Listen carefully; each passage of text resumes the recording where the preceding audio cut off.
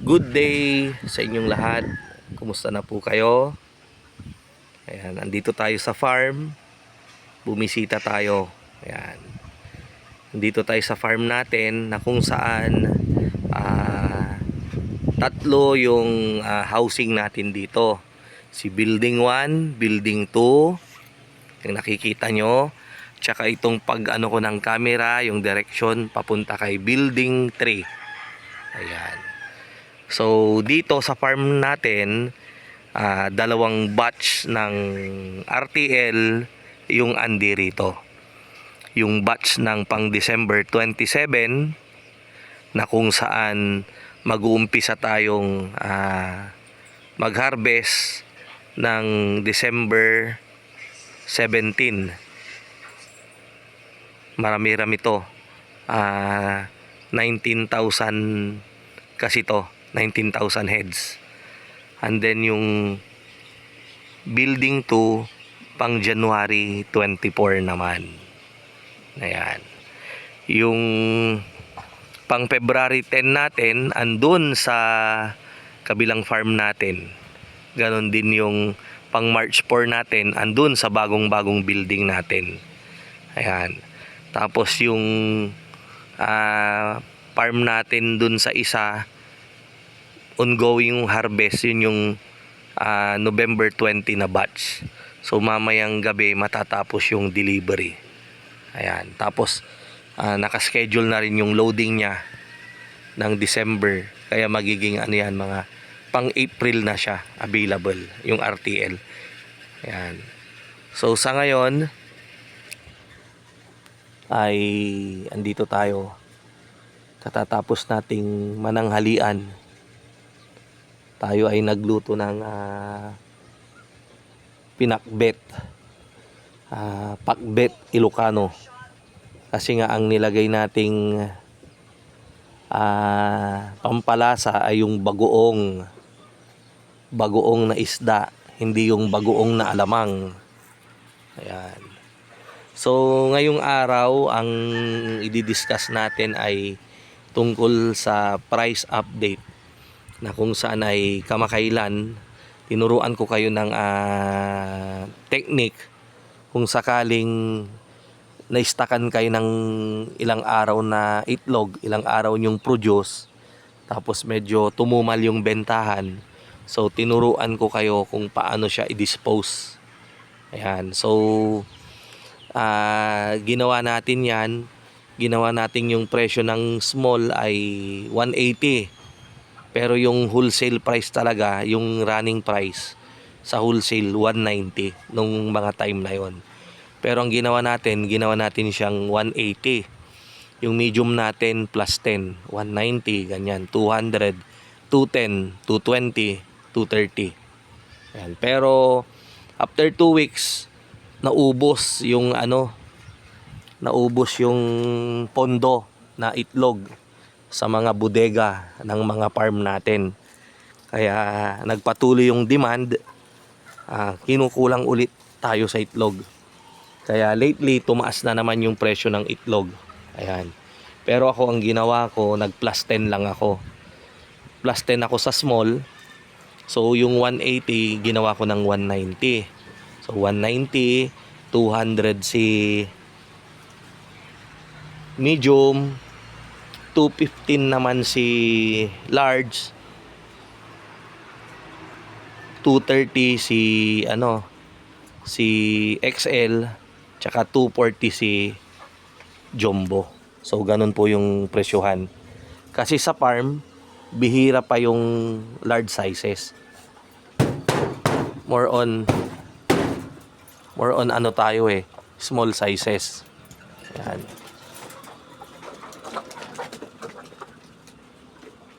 Mike.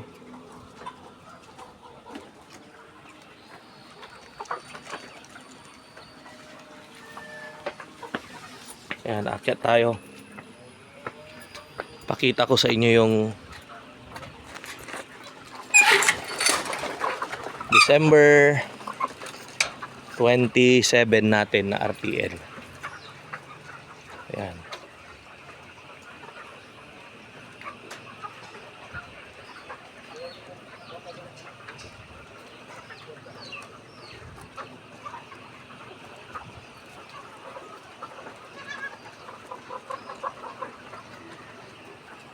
Ito po yung December 27 natin.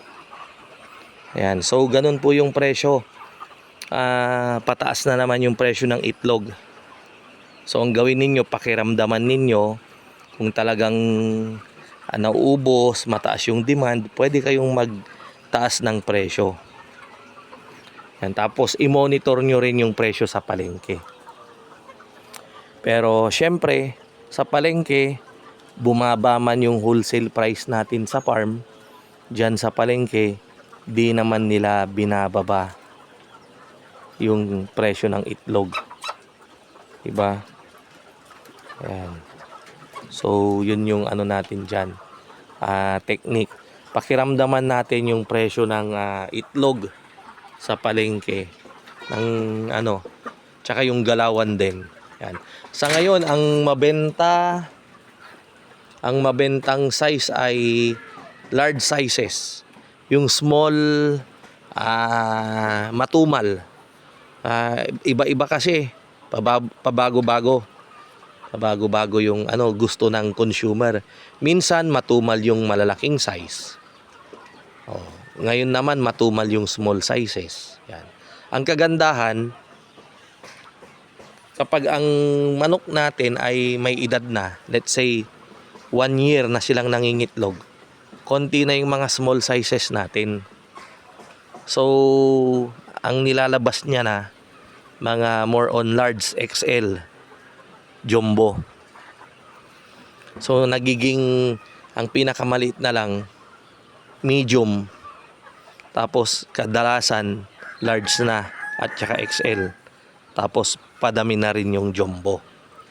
So ang advantage natin kapag ganon, pag nag-compute tayo, bumaba man yung presyo ng small, let's say dun sa presyong 180, 190 si medium, pero kukunti naman yung medium natin, si small halos wala na, di si large nasa 210. So maganda pa rin yung presyohan, di ba? Yung kita natin. Ayan. Sa susunod nating vlog, babalikan natin yung ating whiteboard. Ko-compute naman natin yung advantage ng murang feeds kumpara sa mataas na presyo ng feeds. At saka ano yung mga pagkakaiba. Minsan kasi mura nga yung feeds pero bagsak naman yung production. So sayang din, useless. So doon na lang tayo sa maganda yung presyo, mataas, pero maganda rin yung kalidad, maganda rin yung production. So sa next vlog natin, pag-uusapan po natin yan. Gagawa tayo ng mga different computation.